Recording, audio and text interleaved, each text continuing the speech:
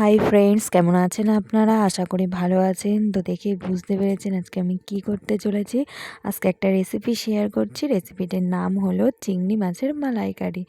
তো প্রথমে কড়াইটা গরম করে নিলাম, তাতে একটু তেল দিলাম। তেলটা গরম হয়ে গেলে একটা একটা করে মাছ ওতে ছেড়ে দিলাম। মাছটাতে আগে থেকে আমি নুন হলুদ মাখিয়ে রেখেছিলাম। আর হ্যাঁ, মাছটা কিন্তু বেশিক্ষণ ভাজলে হবে না। বেশিক্ষণ ভাজলে মাছ শক্ত হয়ে যায়, চিংড়ি মাছ।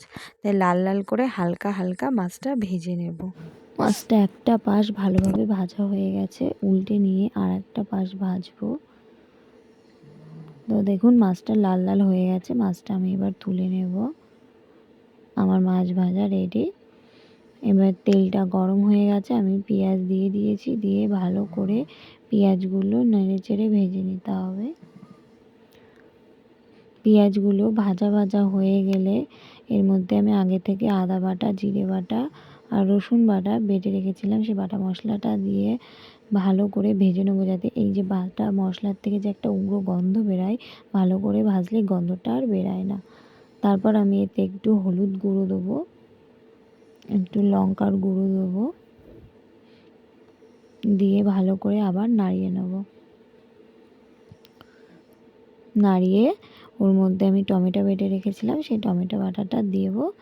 দিয়ে মশলাটা আরেকটু ভালো করে কষিয়ে নেব। তো দেখুন মশলাটার থেকে তেল ছেড়ে দিয়েছে, তার মানে মশলাটা আমাদের একটু কষানো হয়ে আছে।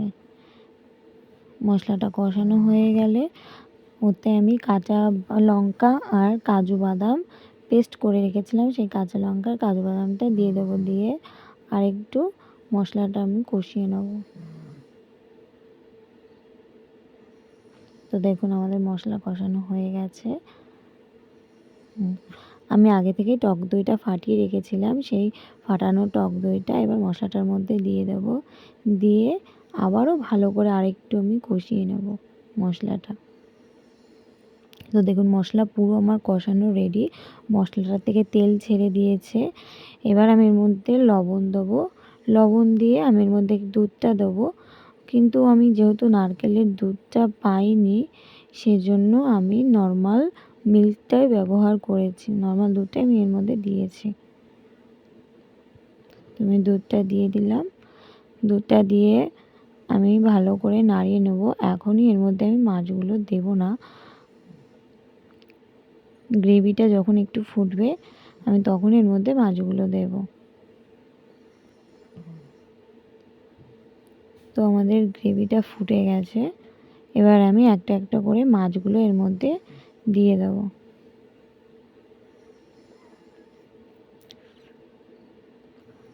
গ্রেভিটা আরেকটু ফুটলে আমি মালাইকারিটা নামিয়ে দেবো। তো দেখুন আমাদের মালাইকারিটা কিন্তু প্রায় রেডি হয়ে গেছে, পুরো ফুটে গেছে আমাদের মালাইকারিটা। আরেকটু হলে আমি নামিয়ে দেবো মালাইকারিটা।